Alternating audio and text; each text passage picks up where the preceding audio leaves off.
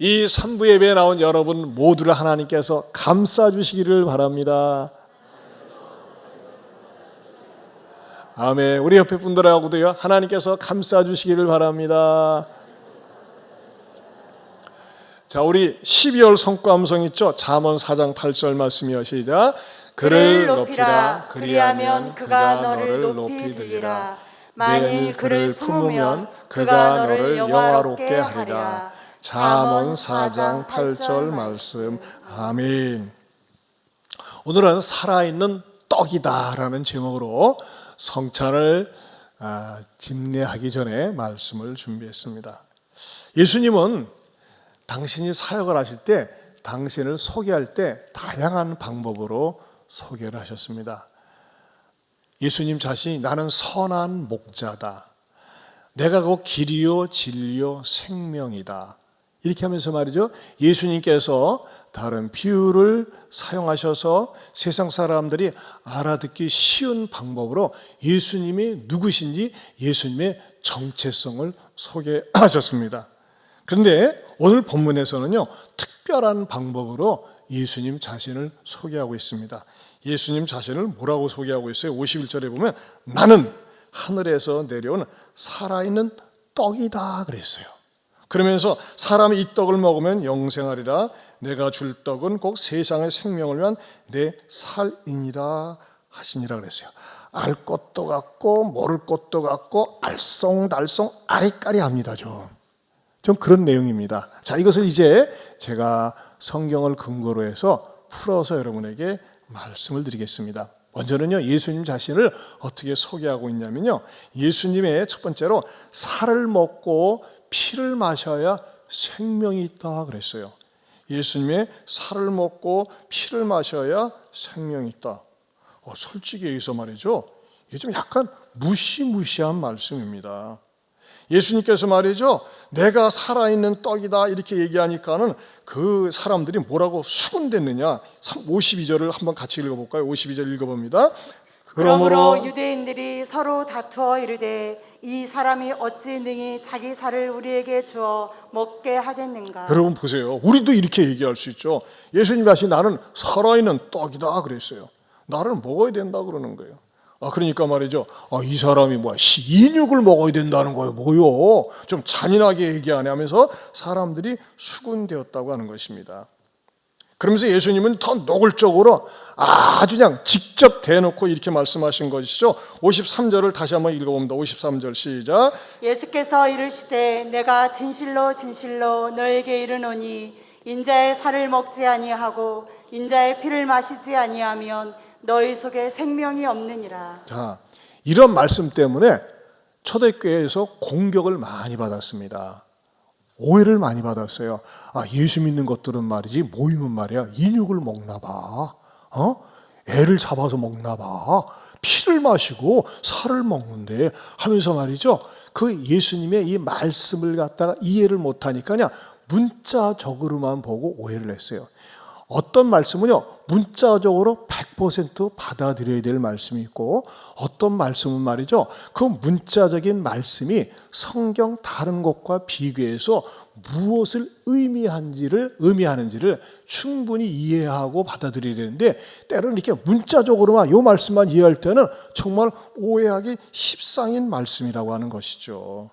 사실 솔직히 말씀드려서 오해가 충분히 됩니다. 왜 예수님이 이런 말씀을 하셨을까요? 이런 식으로. 예를 들면요, 공자님이나 부처님 같은 경우는요, 사람들이 다 쉽게 그냥 즉문즉답, 쉽게 질문하고 대답할 수 있는 그런 얘기를 하셨어요. 여러분 보세요. 성철 스님이 산은 산이요 물은 물이다. 얼마나 쉬워요. 그러니까 이 세상에 여러분 불교 철학이나 그런 가르치면요, 굉장히 사람들이 이성적으로 이해할 때 합리적입니다. 끄떡끄떡할 수 있는 그런 내용들이 전부 다 깔려 있습니다. 그런데 예수님의 말씀은요, 처음 들으면요, 저게 뭔 말이야 하면서 말이죠, 약간 헷갈리제이션이 충만하게 만들도록 하신다고 하는 것입니다. 그래서 사실 성경을 해석하고 가르치는 분들은 신학적인 수업을 받고, 그 다음에 역사적인, 문자적인, 문화적인 그런 교육을 충분히 받은 다음에 말씀을 가르칠 때 성도들을 제대로 건강하게 가르칠 수 있다고 하는 것입니다. 저는 그런 의미에서 자랑하려고 하는 것이 아니라 신학적으로, 역사적으로, 문자적으로 또 이렇게 교육을 받았기 때문에 여러분들에게 건강하게 말씀을 드리는 것입니다. 자, 그렇다면요, 왜 사람들이 당대의 사람들마저도, 당대의 유대인들마저도 아니 가만히 있어봐, 지가 치사를 주고 먹겠다고 하는 거야? 예수님과 앞에 있는 사람들마저도 이해하기 어려운 말씀을 왜 하셨느냐는 겁니다. 정말 쉬운 얘기로만 하지. 예수님은요, 예수님 자신을 설명할 때 예수님 자신에 대해서 그야말로 있는 소재들을 가지고 다양한 방법, 다양한 방식으로 예수님 자신을 소개하고 가르쳐 주셨습니다. 자, 그것은 이렇습니다. 예를 들면요, 세상에 많은 가르침이 있습니다. 교훈들이 있습니다. 세상에 수없이 많은 가르침과 교훈들, 다른 교주들이 가르치는 건요, 그 머릿속으로만 이해하면 돼요. 참 좋은 말이네. 그럴듯하네. 한번 참고할 만해. 그렇게 끝나면 됩니다. 그러나 예수님은요, 예수님의 가르침은 그렇지가 않습니다. 단순히 사람들이 예수님의 가르침에 대해서 그냥 머리로만 그냥 난 동의합니다, 그냥 알겠습니다, 그런 식으로만 끝나기를 원치 않는다는 것입니다. 그럼 무엇을 원하시는 걸까요? 예수님은요, 나를 먹고 내 피를 마셔야 된다는 이 말씀 속에서 가르치려고 하는 아주 중요한 진리가 있습니다. 그건 뭐냐? 예수님의 살을 먹고 피를 마신다는 말의 의미는 뭐냐? 예수를 믿되 머리로만, 알량한 지식으로만, 정보로만 알려고 하지 말고 전인격적으로 믿어야 한다는 것입니다. 이게 굉장히 중요합니다. 전인격적으로 믿어야 된다. 따라서 전인격적으로 믿어야 합니다. 여러분, 부처님이나 공자님이나 마음에서 믿을 때 전인격적으로 믿으라 소리 하지 않습니다. 그냥 알면 돼요. 그냥 수준, 그 종교도 어느 수준에 대해서 알면 돼요. 그러나 예수님은 절대 그 정도로 알기를 원치 않는 거예요. 그건 머리로만 하는 올챙이 신앙이라고 이야기하기도 합니다. 예수님을 믿을 때 어떻게 믿으냐? 전인격적으로, 완전히 말이죠, 내 생각과 내 의지와 내 지식과, 심지어는 뭘 요구하는 줄 아세요? 세게 요구하세요. 내 생명까지라도 바치면서 전인격적으로 믿으라고 우리에게 요구하고 있는 것입니다. 그런데 왜 하필이면 예수님께서 먹는 것과 마시는 것을 비율해서 말씀을 하시는 걸까요? 여러분, 이렇게 추울 때에 따스한 물 한 잔 이렇게 마시면요, 어떤 느낌이 듭니까? 여기만 따뜻해집니까? 따스한 물을 딱 마시면요, 온몸이 따스함을 느낍니다. 그렇죠? 또 시장하고 배고파는데 무슨 음식을 먹으면요, 여기만 말이죠, 배부르다, 그렇게 느낍니까? 아닙니다. 온몸이 배부름을 느낀다고 하는 것입니다. 마찬가지로 예수님을 믿고 따르는 것을 단순한 정보 차원에서, 지식 차원에서 알량한 지식으로만 끝나기를 원치 않고 내 온몸이 받아들일 수 있도록, 온몸으로 믿을 수 있도록 예수님께서는 가르치기 위해서 내 살을 먹고 내 피를 마셔야 된다고 말씀하고 있다고 하는 것입니다. 그리고 내 살을 먹고 내 피를 마시는 것을 총체적으로, 시청각적으로 체험하고 느끼는 현장이 바로 성만찬이라고 하는 것이죠. 우리가 잠시 후면은 예수님의 살을 의미하는 떡을 먹고 또 예수님의 피를 의미하는 그런 포도주를 마시는 그 현장을 통해서 우리는 전인격적으로 예수님을 느끼라고 하는 것입니다. 여러분, 사람이라고 하는 것은요, 해석에 따라 3분설도 있고 2분설도 있습니다. 일단은 일반적으로는 육체와 영혼이 있다고 성경에서 가르치고 있습니다. 영과 혼과 육이 있음도 성경에서 가르치고 있습니다. 그러나 쉬운 방법으로는 육체는 말이죠, 어떻게 삽니까? 우리는 밥을 먹어야 삽니다. 왜? 흙에서 나왔기 때문에 밥을 먹어야 삽니다. 그러나 우리의 영혼은 하나님으로부터 왔기 때문에 하나님에게 은혜를 받아야 산다는 것입니다. 인생을 살면서 슬프고 답답하고 괴로운 일이 있는데 하나님 앞에 힘을 공급받으면 하나님이 주시는 힘을 가지고 살 수 있다고 하는 것입니다. 무엇보다도 우리가 예수님의 살을 먹고 피를 마셔야지만이 우리의 영혼이 살 수 있음을 가르쳐 주고 있습니다. 오늘 성경에서 이렇게 말씀하고 있잖아요. 54절을 다시 보면요, 내 살을 먹고 내 피를 마시는 자는 무엇을 가졌고? 영생을 가졌고 마지막 날에 내가 그를 다시 살리리니 내 살은 참된 양식이요 내 피는 참된 음료로다라고 말씀하고 있는 것입니다.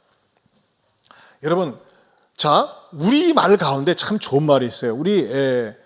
우리가 아랫사람들을 대할 때 때가 됐어요. 밥 먹었냐? 밥 먹었나? 하면서 막 이렇게 물어봅니다. 그렇죠? 밥 먹었냐고. 근데 우리가 나보다 윗사람, 나이 드신 분들에게 밥을 먹으라고 할 때 선생님 밥 먹었어요? 그렇게 얘기합니까? 아니에요. 좀 수준 있게 얘기합니다. 어르신 진지 드셨습니까? 그래요. 그렇죠? 진지 드셨습니까? 근데 여러분, 이 진지란 말의 참 뜻을 아십니까? 진지란 말은 이런 뜻이 있습니다. 진지란 무엇인가? 참다운 지혜입니다. 참 우리 어른들이 지혜가 있어요. 여러분 뭐예요? 참다운 지혜. 우리 예수님께서도 뭘 말씀하고 있는 거예요? 예수님을 모셔드리게 되면 인생 어디에서 얻을 수 없고 맛볼 수 없는 참다운 지혜, 영적인 지혜, 하늘의 지혜를 맛볼 수 있다고 하는 것이죠. 자, 그렇기 때문에 예수님의 살과 피를 마신다는 이 말을 좀 더 신학적으로 성경적으로 깊이 있게 한 걸음 파고 들어가면 이 속에 무엇을 우리가 믿어야 된다는 겁니까? 우리가 전인격적으로 모셔드리고 믿어야 된다는 이 말씀의 의미는요, 두 번째, 십자가 대속 사건을 믿고 받아들여야 된다는 것입니다. 십자가 대속 사건을 믿고 받아들여야 한다. 한번 따라서 하실까요? 십자가 대속 사건을 믿고 받아들여야 합니다. 여러분, 세상에 수없이 많은 종교가 있습니다. 뭐 대표적인 종교 가운데 하나가 불교 아니겠어요? 불교는 말이죠, 사람들이 깊은 산사에 들어가서 나름대로 돌을 닦고 수양을 쌓고 그 말이죠, 경전을 계속 독경을 하고 암송하지 않습니까? 여러분, 사람이 말이죠, 그런 것 같아요. 이게 막 돌을 닦고 혼자 시간을 많이 가지면 사람들이 고승이야. 굉장히 돌을 닦고 세상과 떨어져 가지고 고상하게 지내는 것 같아. 그렇게 사람들이 얘기합니다. 근데 이상해요. 돌을 닦으면 닦을수록 기독교에는 무슨 번뇌가 심합니까? 108번뇌가 있어요. 뭔 놈의 번뇌가 그렇게 많은가 몰라. 우리는 그냥 너희는 마음에 근심하지 말라. 하나님을 믿으니 또 나를 믿어라. 근심인데 거기는 근심을 108가지로 나눴더라고요. 그 제가 뭐 내용을 보니까 그 읽기도 정신이 없어요. 읽다가 번뇌에 들게 생겼어요. 그 정도로 번뇌가 많습니다. 그런데 말이죠, 세상의 종교는 자기 나름대로 세상과 탈속해가지고 세상을 벗어나서 돌을 닦고 영광하고 막 하면요, 좀 더 고상해지는 듯한 착각을 합니다. 그러나 여러분, 고상하지 않습니다. 여러분, 이 세상에서 원효 대사 다음으로 가장 탁월한 고승은 성철입니다. 우리 교회 권사님도 그분 만나기 위해서 3,000배의 절을 했지만 여러분, 그분과 같은 그런 탁월한 분이 없어요. 그런데도 그분은 세상을 떠날 때 뭐라고 했어요? 나는 사기꾼이다. 나는 거짓말쟁이다. 수미산 깊은 계곡에 내 영혼이 지옥으로 떨어지는 것 같다 그랬어요.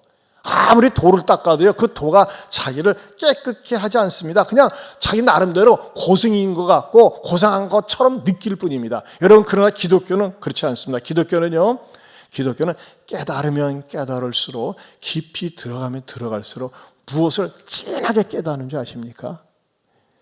죄인이란 사실을 진하게 깨닫습니다.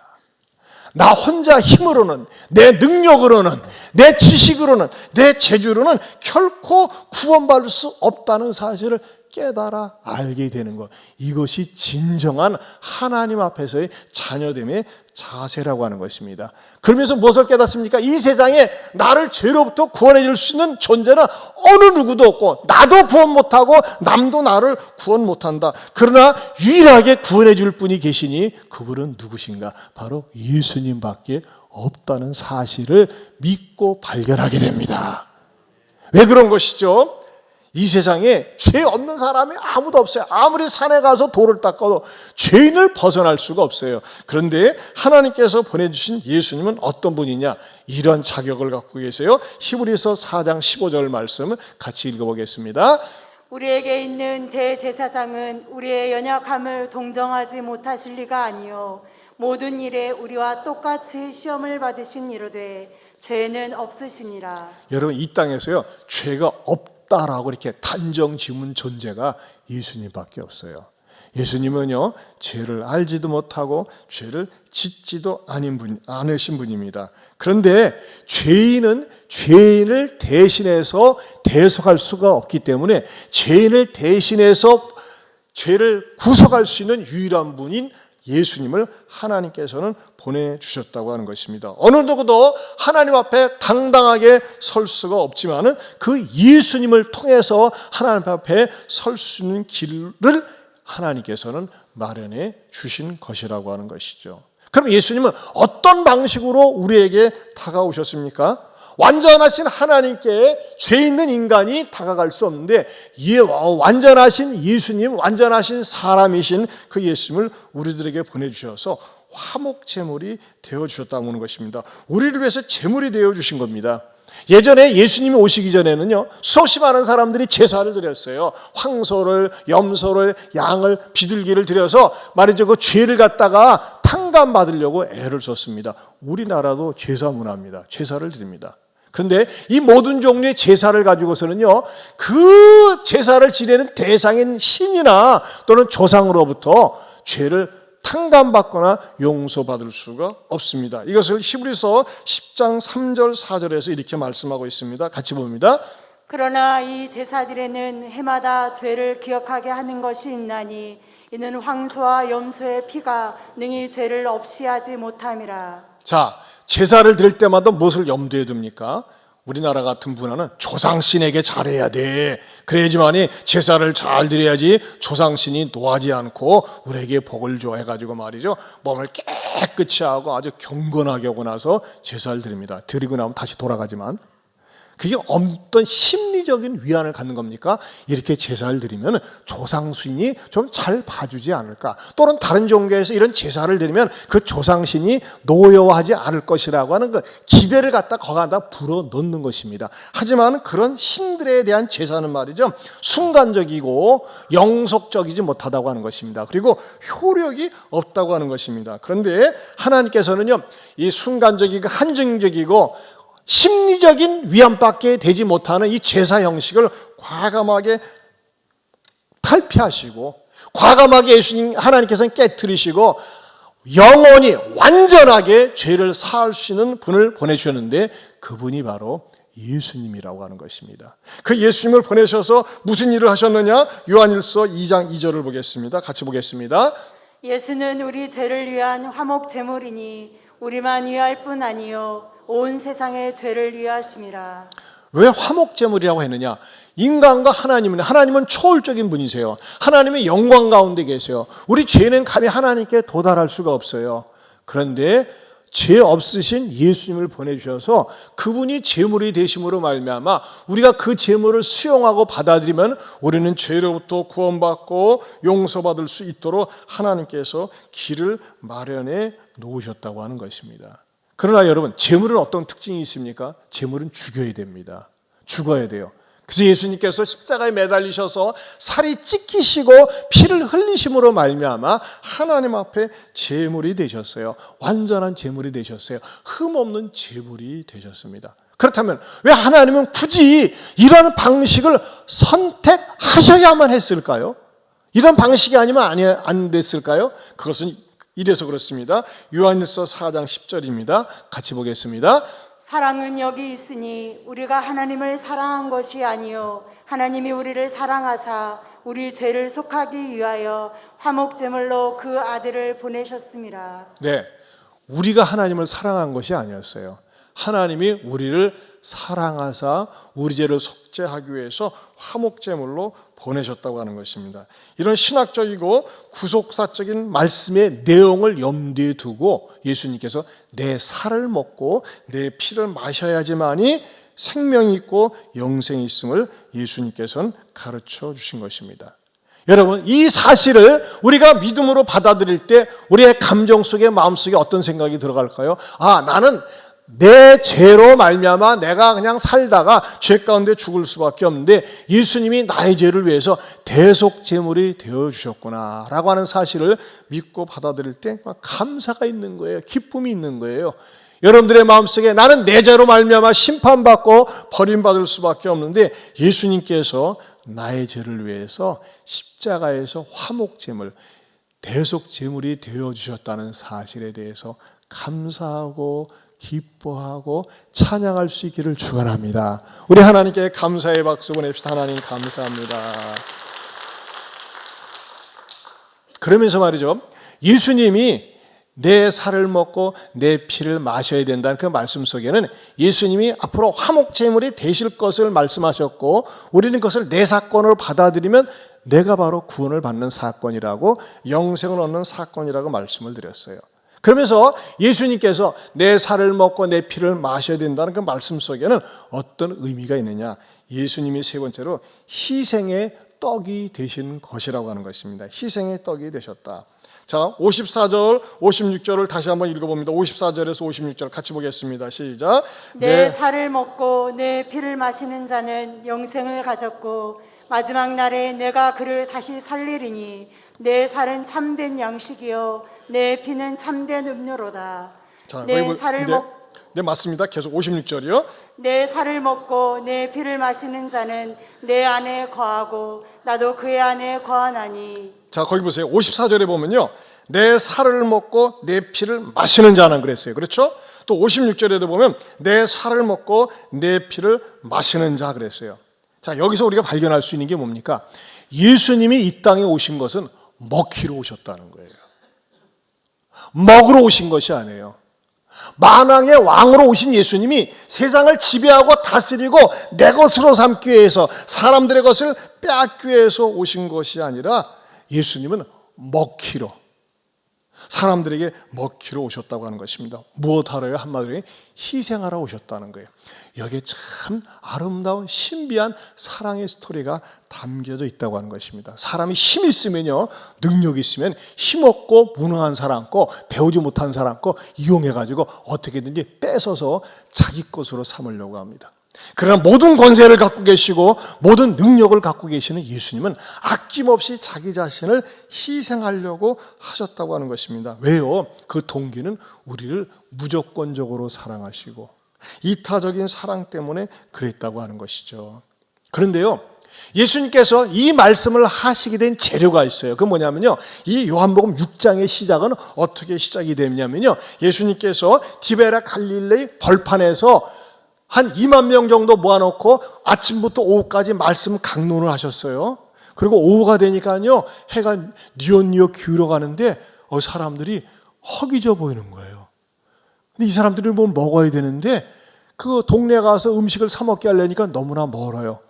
그래서 이 사람들에게 줄 수 있는 것이 무엇이냐고 물어봤더니 대안이 없는 거예요. 그랬을 때 한 어린아이가 예수님께 떡을 가지고 왔어요. 보리떡 5개와 물고기 2마리를 가지고 왔어요. 예수님 이거 가지고 왔는데 이거 어떡할까 했더니 그래 잘했다면서 예수님께서 그것을 축사하시고 나눠주시면서 그 먹는 기적이 일어났어요.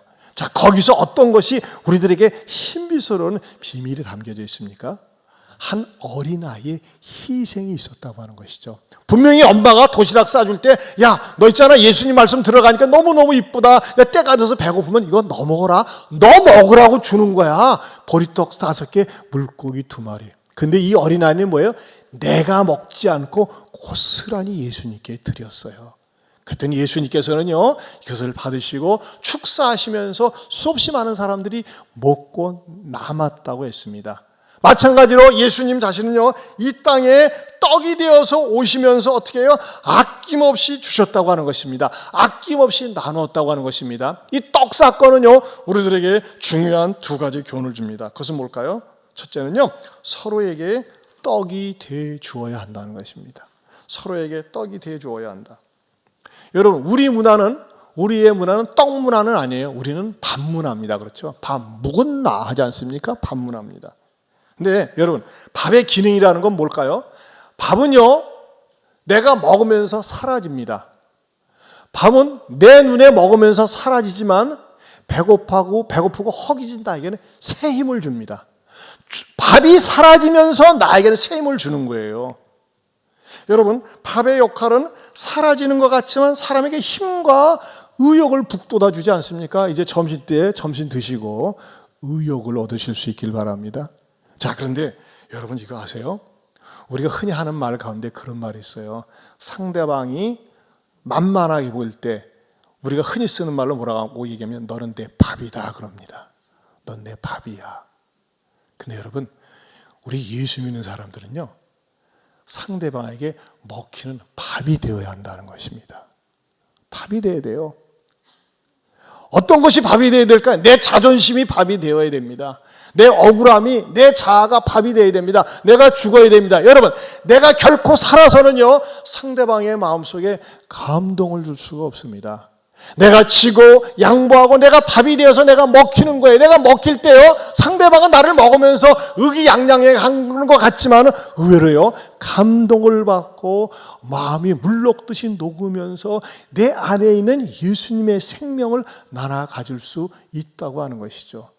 내가 상대방에게 먹히는 거, 이거 억울한 것 같고 분한 것 같고 손해보는 것 같지만 결코 손해가 아닙니다. 내가 먹힘으로 말미암아 상대방은 오히려 힘을 얻고 특별히 영적인 생명을 얻으면서 그가 영생의 복을 누릴 수 있다고 하는 것입니다. 여러분, 그런 의미에서 여러분, 우리가요, 성찬 예식에 참여하면서 오늘 하나님께서 이런 새로운 은혜를 주셨으면 좋겠어요. 나는 당신의 밥입니다. 우리 옆에 분들하고 이렇게 얘기해 볼까요? 제가 밥입니다. 날 잡수소서.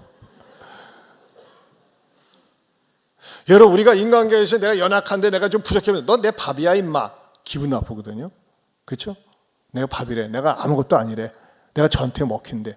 그러나 영적인 세계에 있어서는 내가 밥이 될 때, 내가 양보할 때, 내가 죽을 때 그 사람이 말이죠, 보이지 않는 영생 힘을 얻을 수 있다는 거예요. 아니, 저 사람이 충분히 이길 수 있는데도 불구하고 자기 자신을 죽이잖아요. 여러분, 어저께 우리 삼성전자 사장이셨던 이돈주 장로님 너무너무 감동적이었어요. 야, 참석하신 분들, 아주 맛을 본 분들은 압니다. 그분이 어떻게 감히 말해 공대 출신이 삼성전자 사장이 될 수 있는지에 대해서 얼마나 그냥 뭐 이렇게 딴소리 없이 정확하게 하나 풀어서 가시는데요, 감동을 받았어요. 여러분, 러시아의 사장으로, 지부장으로 그 최고 높은 지위로 갔을 적에 그분은 직원들에게 밥이 됐어요. 러시아에 그가 파견되어서 갔을 적에 말이죠, 말단 직원들에게 가서 전도를 하면서 그 장로님 자신이 안내원이 되고 섬기면서 어떻게 됐어요? 그때는 밥이 되니까 주재원들이 생각을 했어요. 최고 높은 자리에 있는 분이 밥이 되어서 섬기고 안내를 하니까 감동받고 같이 예배드리지 않을 수가 없었잖아요. 그래서 그분이 가가지고서 말이죠, 러시아에 가장 큰 부흥을 이루었고 또 그 얘기하지 않았습니까? 정말 판매 1위를 했고 한마디로 얘기해서 스마트폰 갤럭시를 갖다가 가장 많이 판매한 사람으로 나중에는 딱 삼성그룹에서 인정을 받아가지고 마침내 사장까지 가게 되었노라. 그것은 단순히 일반적인 석세스 스토리가 아니었어요. 정말 하나님의 마음을 갖고 섬기고 충성하면서 하나님께서 주시는 보상이 무엇인지를 정말 보여주신 분이더라고요. 저는 정말 그 장로님을, 이돈주 장로님을 보면서 이 말씀을 실감했어요. 겸손과 여호와를 경외함의 보상은 재물과 영광과 생명이니라.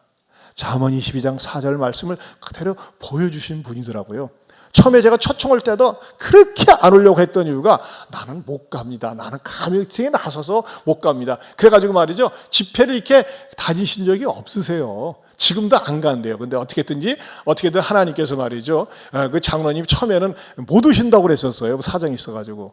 그래가지고 말이죠, 제가 상처를 받아가지고 장로님 위해서 우리가 이렇게 열심히 기도했는데 안 옵니까 하면서 말이죠, 기도한 거 밑줄 쳐가지고 스마트폰으로 보냈어요. 장로님, 내가 상처가 됩니다. 오신다고 해놓고 안 오신다고 하니까 내가 뭐가 됩니까? 장로님, 제가 대학을 나왔는데 어느 대학 나왔는지 압니까? 이 대학은 아무도 못 간다고 합니다. 어느 대학 나오셨는데요? 들이대를 나왔습니다.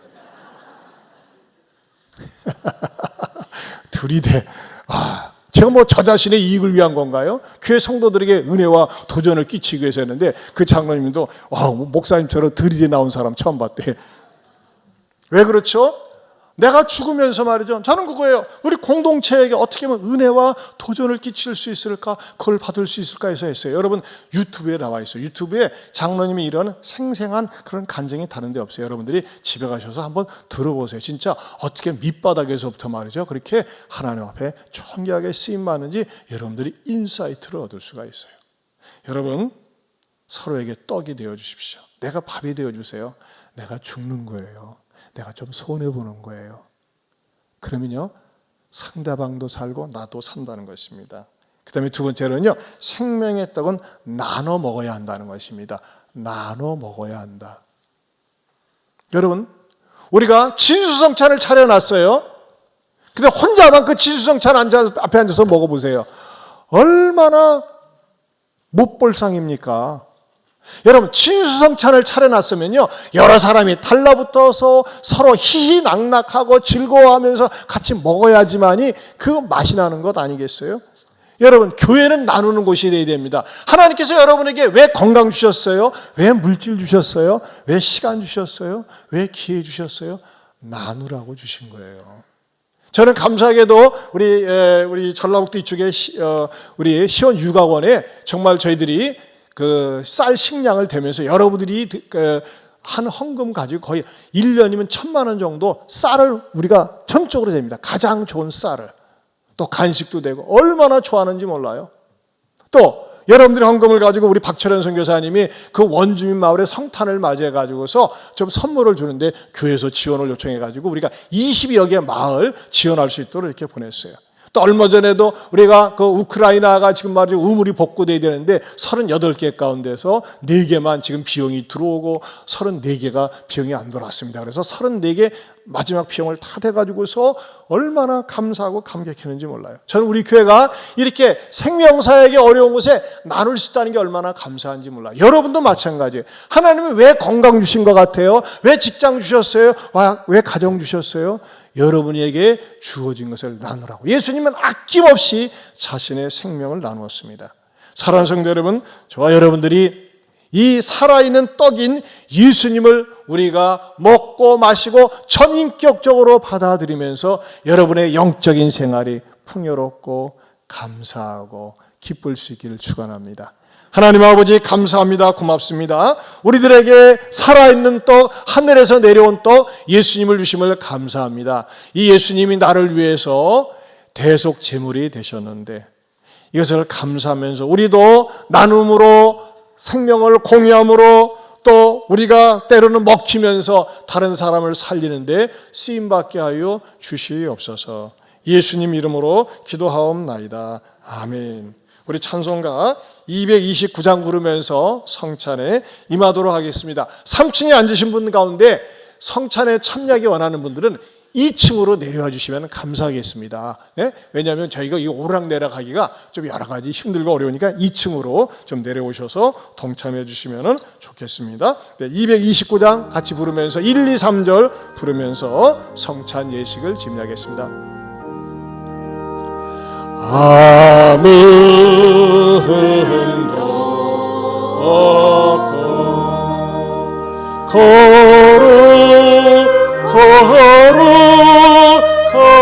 거룩하신 주 하나님 어린 양이 죽임을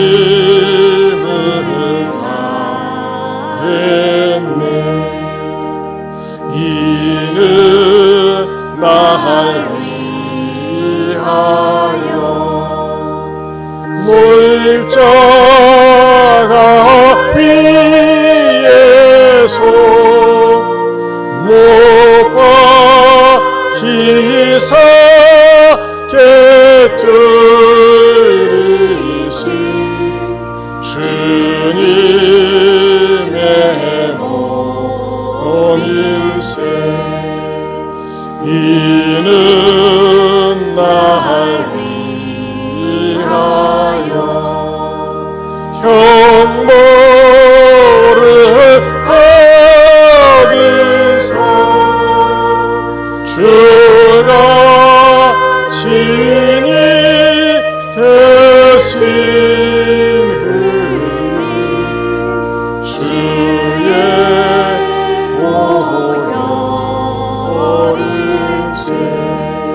여러분, 이 성찬의 의미는요, 예수님의 살을 먹고 예수님의 피를 마신다고 하는 그 상징적인 의미가 있습니다. 예수님은요, 사역을 하시면서 어떤 예식을 강조하지 않으셨어요. 그러나 우리 기독교 개신교에서 중요하게 여기는 예식은 성례식입니다. 학습, 입교, 세례, 그리고 성찬식입니다. 어떤 교단에서는 매주 하는 데도 있어요. 그러나 저희들은 1년에 2번씩 하는데, 이것을 하는 이유는요, 주님의 고난, 십자가를 다시 한번 내 마음속에 되새기고, 주님이 고난당하신 건 남을 위한 것이 아니라 나를 위한 것이군요. 내 죄를 대속하기 위해서 이 일을 당하셨군요 하면서 내 마음속에 깊이 새기고 감사하는 시간을 갖기 위해서 그런 것입니다. 이것은 주님이 직접 제정하셨습니다. 그리고 주님 오실 때까지 우리는 이것을 시행해야 됩니다. 하지만 여러분 가운데 난 너무나 하나님 앞에 죄진 게 많이 있어요. 양심이 거려요. 양심이 거리껴요. 그러나 안 하시는 것이 좋습니다.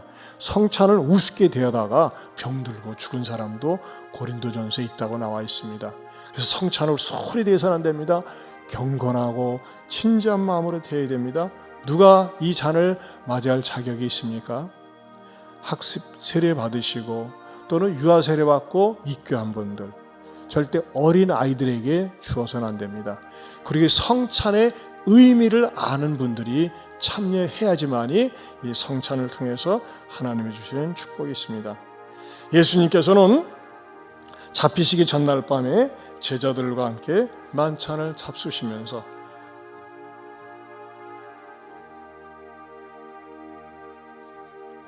이렇게 떡을 드시고 축사하셨습니다. 보통 다른 데는 이 카스테라 그런 빵을 가지고 가는데 이것은 좀 이렇게 성경적인 빵 같지 않다. 무교병과 가까운 빵이 어디 있을까 찾는 가운데 이렇게 저희는 무교병을 찾아가지고 이 떡을 준비했습니다. 우리 예수님께서 떡을 드신 채 축사하시고 떡을 떼어 나눠 먹으라. 이것은 내 몸이라고 말씀하셨습니다. 우리 잠깐 기도하고 분병하도록 하겠습니다. 하나님 아버지 감사합니다. 우리 예수님께서 살이 찢기신 이유는 나의 죄를 구속하고 내가 죽어야 될 자리, 내가 제물이 될 자리에 예수님이 제물이 되기 위해서 십자가에서 제물이 되셨습니다. 이 성찬에 참여하면서 나를 위해서 살이 찢기시고 피를 흘리신 주님을 생각할 때마다 주님, 내가 저주받고 내가 죽어야 되는데 주님이 당하셨군요. 고맙습니다. 감사합니다. 이것을 머리로만 받아들이는 것이 아니라 내가 전인격적으로 받아들이는 복되고 아름다운 성도들이 되게 하여 주시옵소서. 예수님 이름으로 기도합니다. 아멘. 예수님께서 떡을 떼어서 나눠주신 것처럼 우리 성찬위원들이 여러분들에게 분배할 때 여러분들이 받으시고 입에다 놓고 묵상하시면 되겠습니다.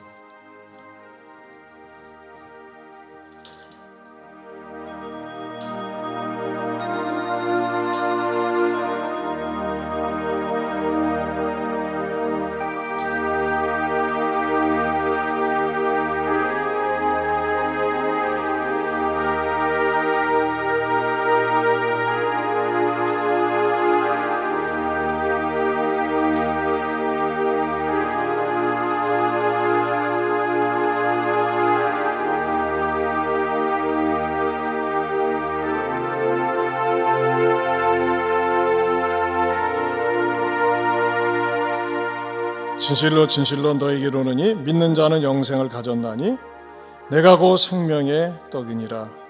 너의 조상들은 광야에서 만나를 먹었어도 죽었거니와 이는 하늘에서 내려오는 떡이니 사람으로 하여금 먹고 죽지 아니하게 하는 것이니라. 나는 하늘에서 내려오는 살아있는 떡이니 사람이 이 떡을 먹으면 영생하리라. 내가 줄 떡은 곧 세상의 생명을 위한 내 살이니라 하시니라. 우리가 전한 것을 누가 믿었느냐? 여호와의 팔이 누구에게 나타나느냐? 그는 주 앞에서 자라나기를 연한 순 같고 마른 땅에서 나온 뿌리 같아서 고운 모양도 없고 풍채도 없은즉 우리가 보기에 흠모할 만한 아름다운 것이 없도다. 그는 멸시를 받아 사람들에게 버림받았으며 간고를 많이 겪었으며 질고를 아는 자라.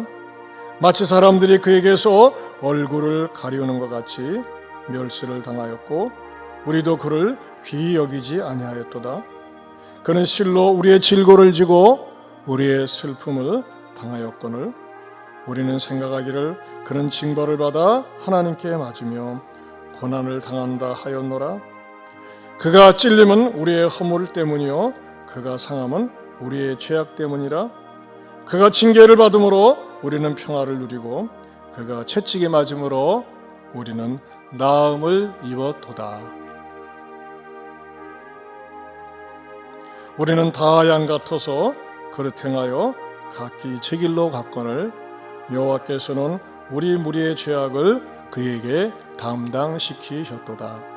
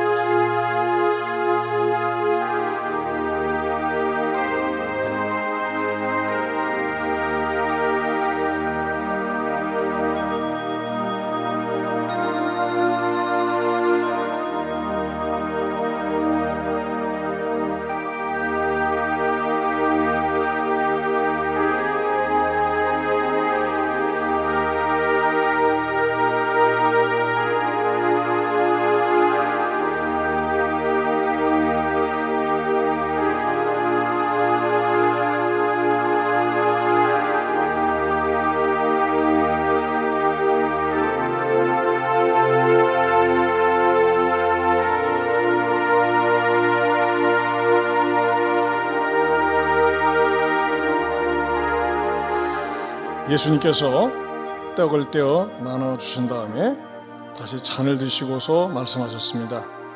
이것을 받아 마시라. 이것은 죄사함을 얻게 하려고 많은 사람을 위하여 흘리는 바 나의 피 곧 언약의 피라고 말씀하셨습니다.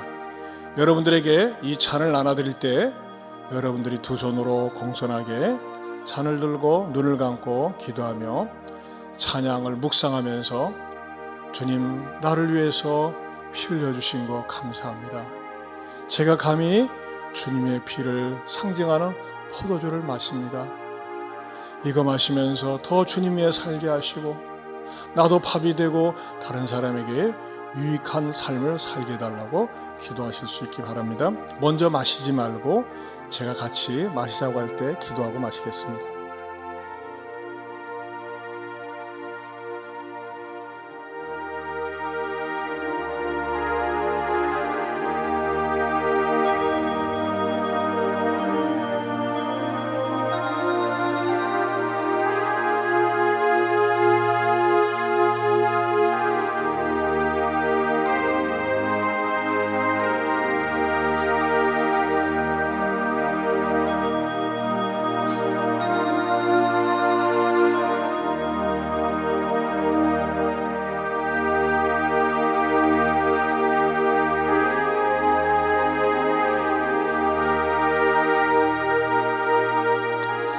이 잔은 이 포도주는 죄사함을 얻게 하려고 많은 사람을 위하여 흘리는 바 나의 피 곧 언약의 피라고 말씀하십니다.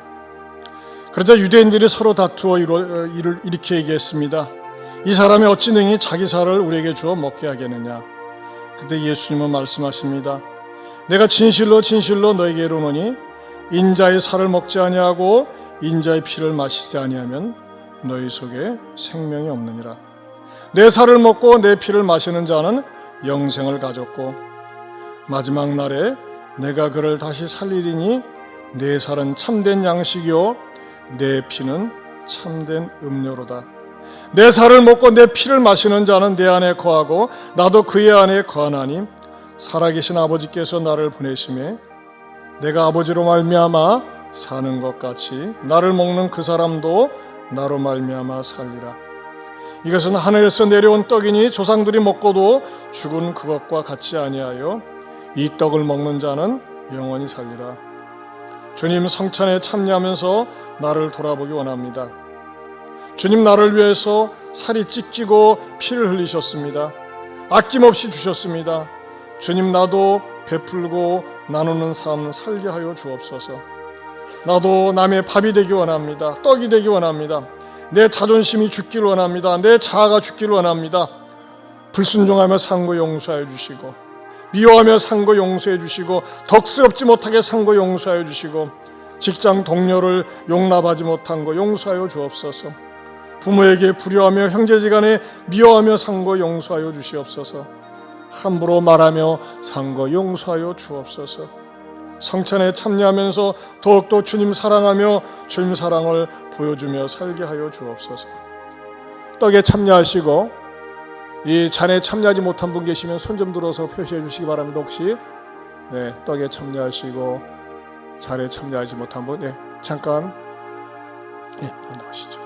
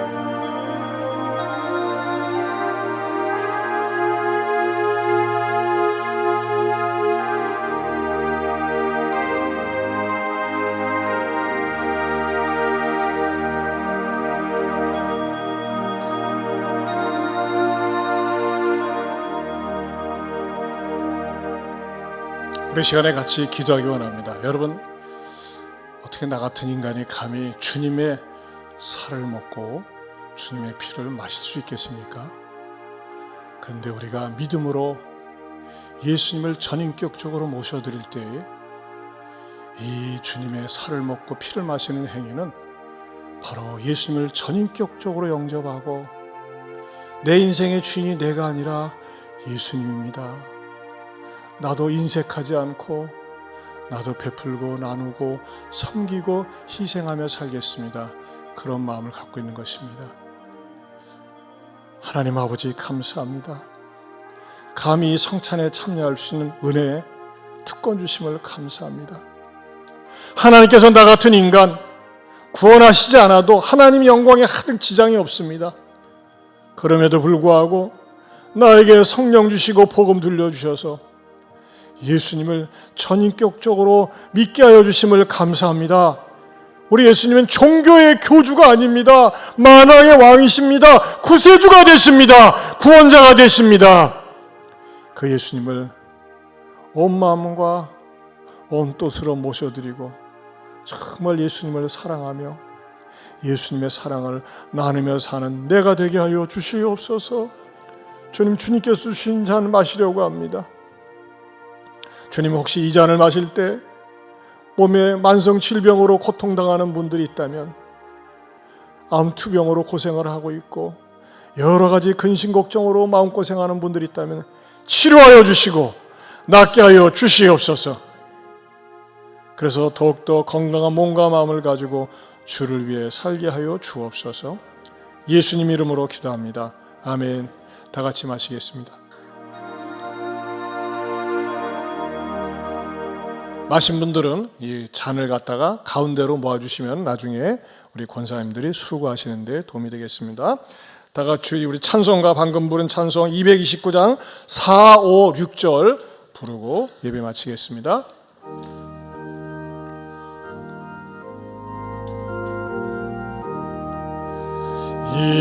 이는 주가 지금 나에게 주시는 영생하는 양식이요 마시는 잔일세 신이 사모하는 떠나셨다 주님 속히 세상 다시 올 때 한가히 뵙겠네 우리 그때까지 십자가를 지고 주의 자비함과 은혜 널리 전하세. 이제는 우리 주 예수 그리스도의 은혜와 하나님 아버지의 변함이 없는 사랑과 성령님의 감화감동 교통하심의 은혜가 생명의 떡인 예수님을 모셔드리면서 나도 생명의 삶을 살겠노라고 다짐하는 모든 성도들 위해 영원토록 함께 있을지어다. 아멘.